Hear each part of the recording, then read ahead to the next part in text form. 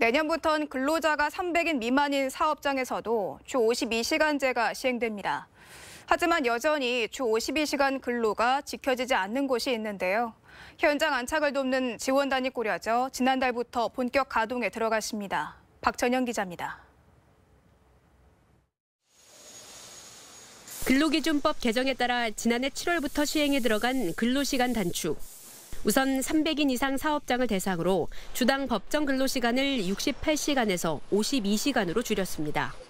이를 어길 경우 사업주는 징역 2년 이하 또는 2천만 원 이하의 벌금에 처해집니다. 내년부터는 근로자 50인에서 299인 기업도 적용됩니다. 하지만 여전히 주 52시간을 초과하는 근로자가 있는 사업장이 존재하는데요.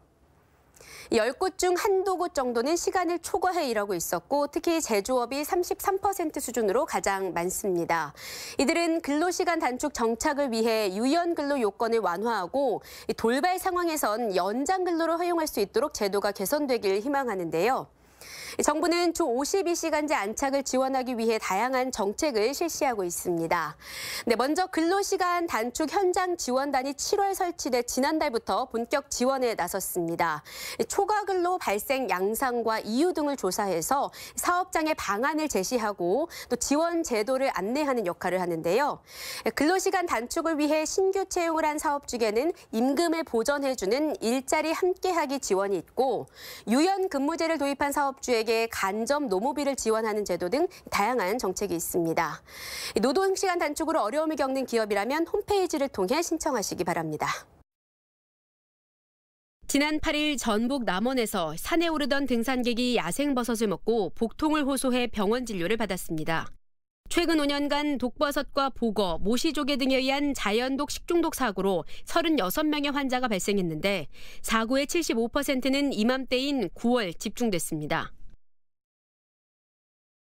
먹을 수 있는 쌀이버섯과 독이 든 붉은 쌀이버섯입니다. 이름도 비슷하고 생김새도 비슷하죠.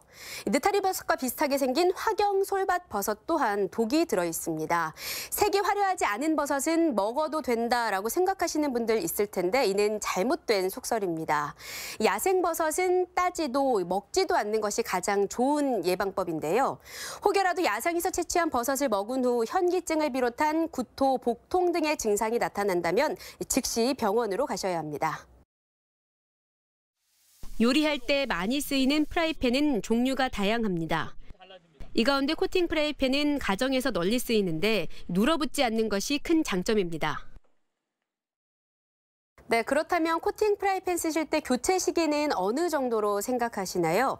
식품의약품안전처 조사 결과 프라이팬의 바닥 코팅이 벗겨져서 본체가 보이면 바꾸는 게 좋습니다. 중금속은 크게 걱정하지 않아도 되지만 금속 성분이 나올 수 있기 때문입니다. 새 코팅 프라이팬을 처음으로 쓸 땐 물과 식초를 1대1로 넣어 10분 정도 끓이면 깨끗하게 쓸 수 있고요. 기름 코팅으로 잘 길들여주면 오랫동안 사용할 수 있습니다. 또한 빈 프라이팬에 오래 가열하거나 조리 후에 음식물을 그대로 보관하지 않는 것이 좋습니다. 참고로 스테인리스 뒤집개를 사용해 1년 정도 가정에서 프라이팬을 사용한 경우 코팅 손상은 확인되지 않았다고 하네요. 지금까지 더 뉴스 전해드렸습니다.